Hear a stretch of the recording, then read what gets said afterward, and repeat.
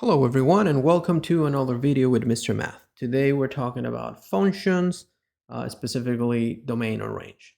Okay, so we have this graph here and we want to know what is the domain and what is the range. Let's remember that the domain are all of the values of x that our function could take and this graphic is actually taking. So the values of x, if we graph here something, it goes from this -5 all the way to this 1. And as we can see, this point on -5 and this point on 1 are actually close points. So it means that includes. So that way our domain will go from -5, that is actually included, so it will be a bracket. So that is a -5 that goes to 1.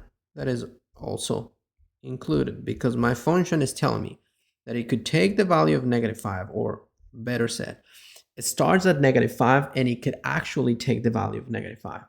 And it goes all the way to x equals to 1, and it could take the value of x equals to 1. That's why we're using this notation of the brackets, because those points are included.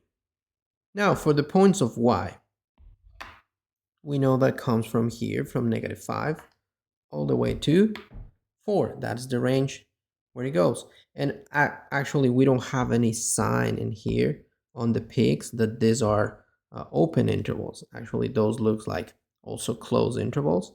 So this will be from -5 to 4. All right, remember that the range are the values of y, the values that my function, in this case, this graph, could take. Okay, thank you for watching and I hope this video was helpful for you.